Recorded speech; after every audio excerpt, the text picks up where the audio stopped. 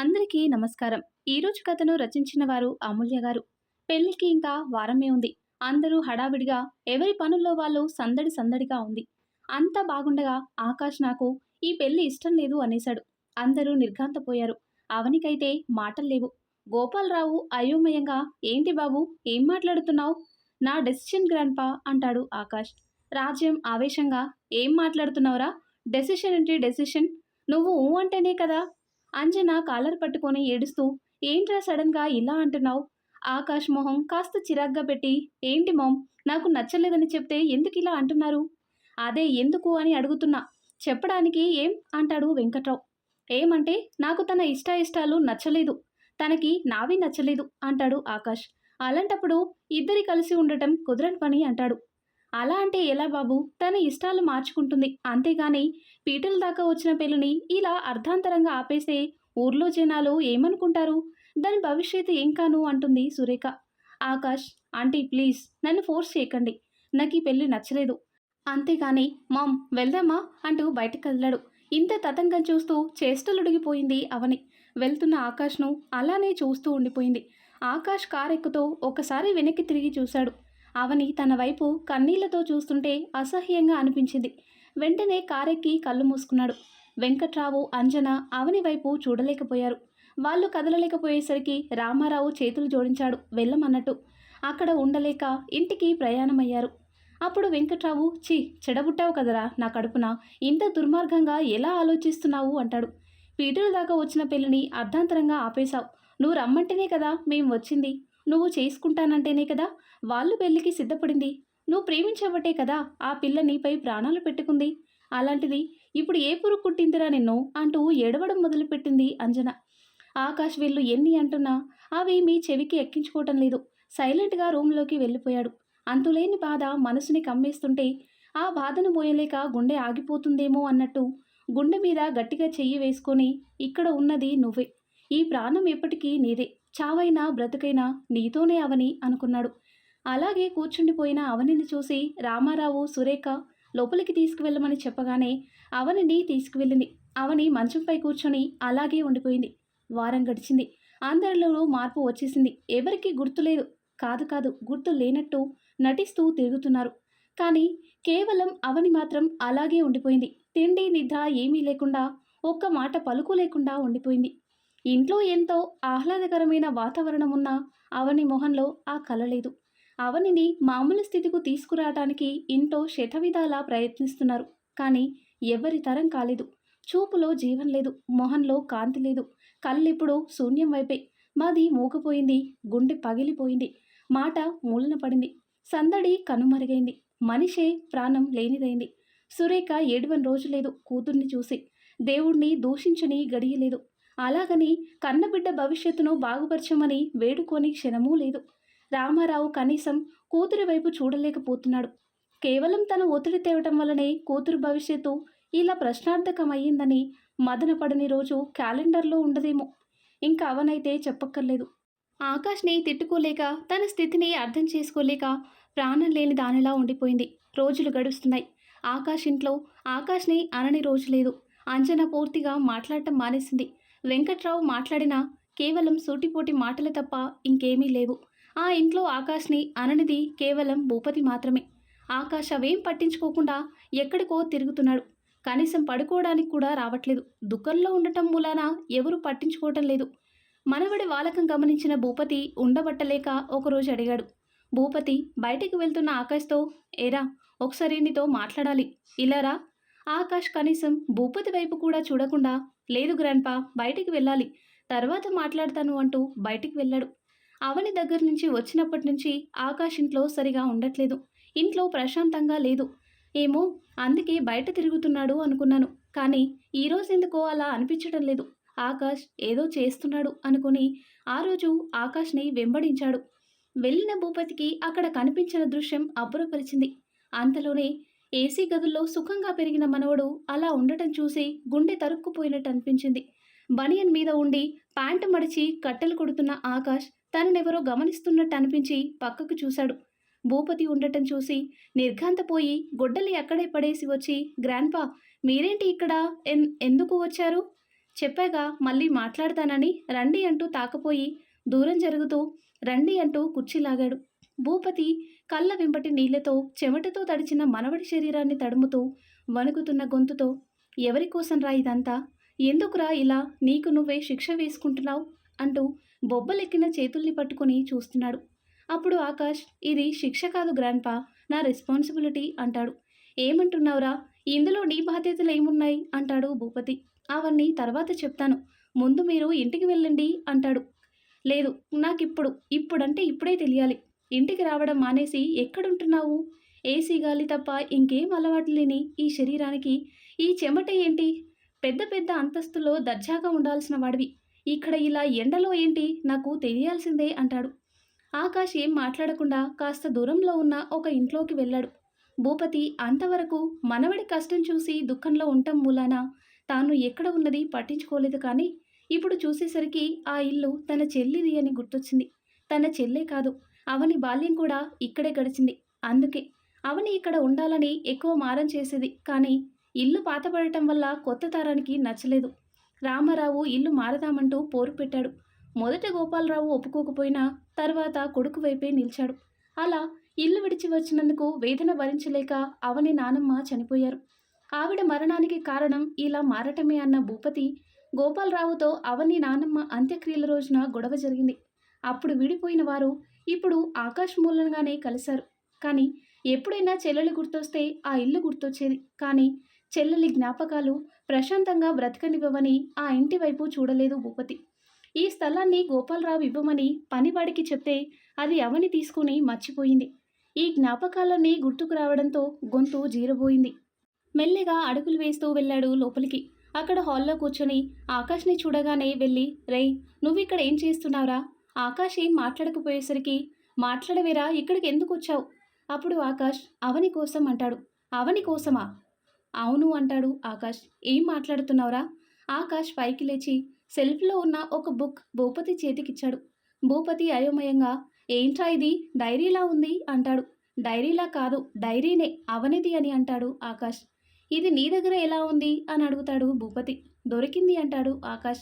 ఎక్కడా? ఇక్కడే అంటాడు ఆకాష్. దీనికి దానికి సంబంధం ఏంటి అని అడుగుతాడు భూపతి. అప్పుడు ఆకాష్, అది కేవలం డైరీ కాదు గ్రాండ్పా, అవని హార్ట్, తన ఫీలింగ్స్, తన బాధ, తన సంతోషం, తన జీవితం. అందరూ నన్ను అంటున్నారు కదా, కానీ నేనెందుకు అవనిని కాదనుకున్నానో తెలుసా? అవని కోసం. నేను అవనిని వద్దు అనలేదు, కానీ కంప్లీట్గా ఇష్టం లేకుండా పెళ్ళి వద్దు అన్నాను. భూపతి, ఏంట్రా ఇప్పుడు, ఎవరికి ఇష్టం లేదు అంటాడు. ఆకాష్, అవనికే. నేనంటే అవనికి ప్రాణం. అందుకు తనను తాను మార్చుకోవటానికి సిద్ధపడింది. కానీ ఎంత మార్చుకున్నా ఇక్కడి నుంచి తన మనసుని నేను బయటికి తీసుకురాలేను. ఊరంటే అది తను పుట్టిన ప్రదేశం కాదు, తన అస్తిత్వం, తన గుర్తింపు అని భావించే అవనిని పెళ్లి చేసుకుని నేను తీసుకువెళ్తే కేవలం శరీరంగా తను నాతో ఉంటుంది, కానీ ప్రాణాన్ని ఇక్కడే వదిలేసి ఉంటుంది. అలా నేను ప్రేమించిన మనిషిని ఎలా చూడగలను గ్రాండ్పా? అప్పుడు భూపతి, మరి ఇంటికి దానికి సంబంధం ఏంటి అని అడుగుతాడు. అవనికి ఈ ఇల్లంటే తనకు చాలా ఇష్టం, కాదు కాదు ప్రాణం. అలాంటిది రేపు నేను తన భర్తనైతే నా భార్య మనసులో ఏ చిన్న బాధ ఉన్నా, ఏ చిన్న అశాంతి ఉన్నా నేనే కదా తీర్చాలి. మరి దానికి ఈ ఇల్లు కూడా కారణం. అవనికి ఈ ఇల్లే ప్రపంచం. ఇక్కడ తన సంతోషం ఇవేమీ లేకుండా నేను తనని పెళ్లి చేసుకుంటే నేను మనసు లేని వాడిని అవుతాను. భూపతి మనవడి వైపు బాధగా చూసి, మరి ఇదంతా అక్కడే చెప్పొచ్చు కదరా అంటాడు. అలా చెప్తే ఎవరు ఒప్పుకుంటారు గ్రాండ్పా?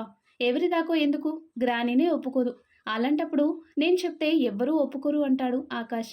అయితే సమయం కావాలని అడగచ్చు కదా, ఎందుకు పెళ్ళి వద్దు అని ఇలా అందరితో మాటలు పడుతున్నావు అంటాడు భూపతి. ఆకాష్, మొదట పెళ్ళే వద్దు అనుకున్నాను, కానీ తను లేకపోతే బ్రతకలేనని అర్థమైంది. కానీ పెళ్ళి వద్దు అంది ఆ ఆకాష్ గ్రాండ్పా ఎవరైతే తన సంతోషం కోసం ఎదుటి వారిని పట్టించుకోడో ఆ ఆకాష్.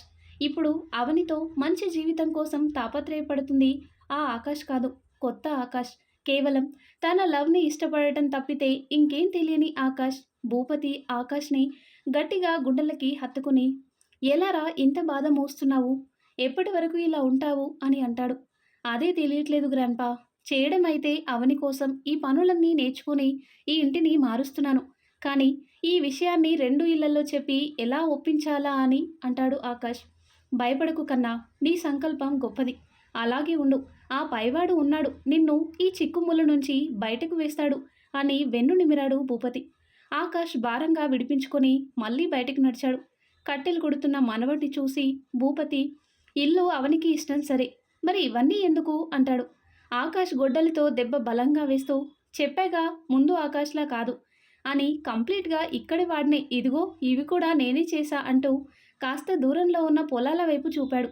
చిన్న చిన్న మొలకలతో పచ్చగా ఉన్న పొలాల వైపు చూసి, ఎందుకురా ఇదంతా అంటాడు భూపతి. అబ్బా చెప్పాగా ఇంకా ఇక్కడే అని, ఆ కంపెనీ జాన్కి ఇచ్చేశా. ఇప్పుడు నేను ఒక కంపెనీకి చైర్మన్ లేదా ఆర్కిటెక్ట్ కాదు, ఆకాష్, జస్ట్ ఆకాష్ అంటాడు. భూపతి సంతోషంగా చూస్తూ మనసులోనే అవనికి కృతజ్ఞతలు చెప్పుకున్నాడు. తన మనవణ్ణి తనకు నచ్చినట్టు మార్చినందుకు.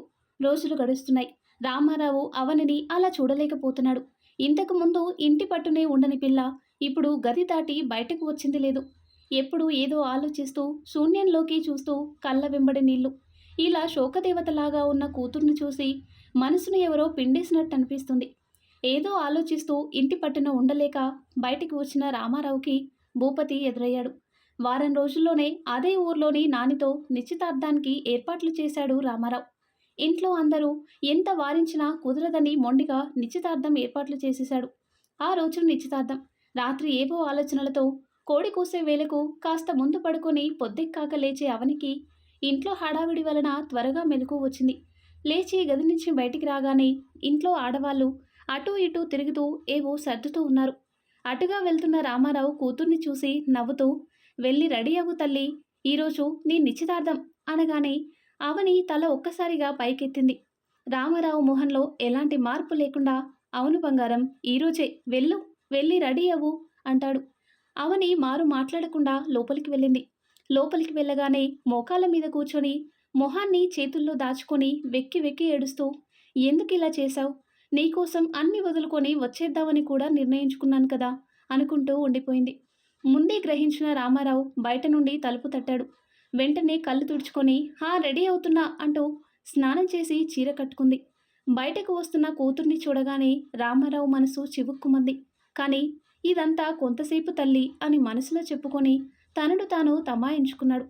నిశ్చితార్థంలో కనీసం పెళ్లి కొడుకు మొహం కూడా చూడలేదు అవని. తల ఎత్తితే ఎక్కడ తన కన్నీళ్లు కనిపిస్తాయని తల దించుకుని ఉండిపోయింది.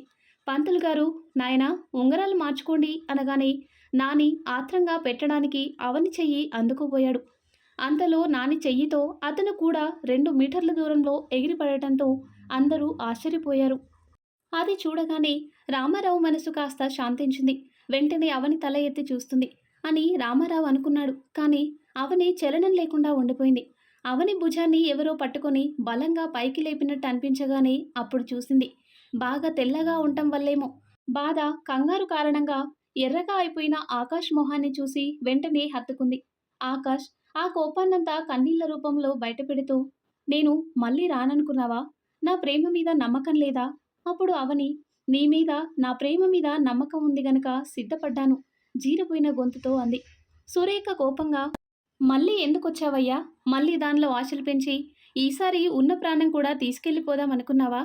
ఆకాష్, ప్లీజ్ అత్తయ్య అలా అనకండి, మీరు కేవలం అవనికి పెళ్లి చేయాలనుకున్నారు, అంతేకాని నేను జస్ట్ అలా పెళ్లి చేసుకుని తనని ఒక ఆబ్జెక్ట్ లాగా తీసుకెళ్ళిపోవాలి అనుకోలేదు.